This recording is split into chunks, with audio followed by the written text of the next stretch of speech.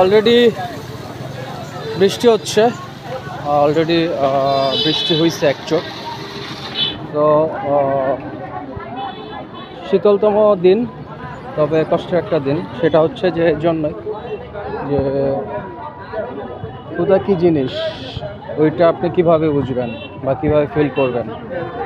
আপনার অনেক ক্ষুধা লাগা সত্ত্বেও আপনি খেতে পারছেন না, আপনার খাওয়ার মতো টাকা নাই, বা যে টাকা আছে সেটা দিয়ে আপনি খাইলে আপনি আপনার গন্তব্যে যেতে পারবেন না। হ্যাঁ, সো ক্ষুধার যন্ত্রণা যে কতটা ভয়াবহ, কতটা কষ্টের, এটা অ্যাকচুয়ালি আপনি নিজে রিয়েলাইজ না করলে কখনো বুঝতে পারবেন না। আসলে যে আজকে সারাদিন এই পর্যন্ত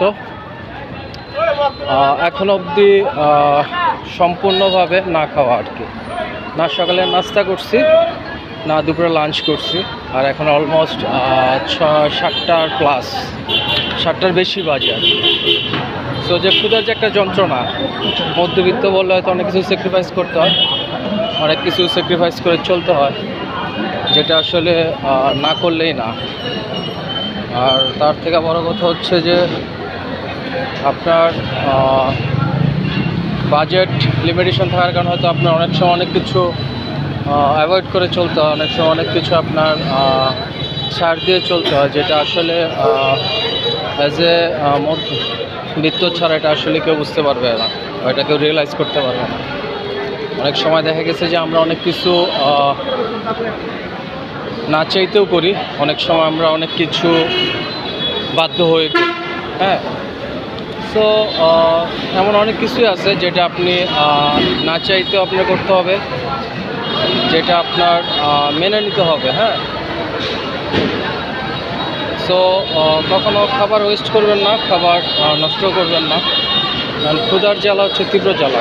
মানুষ সব কিছু সহ্য করতে পারে, কখনো ক্ষুধার জ্বালাটা সহ্য করতে পারে না। কারণ ক্ষুধার যন্ত্রণাটা আসলে কাউকে বলা যায় না, কারোর সাথে শেয়ারও করা যায় না।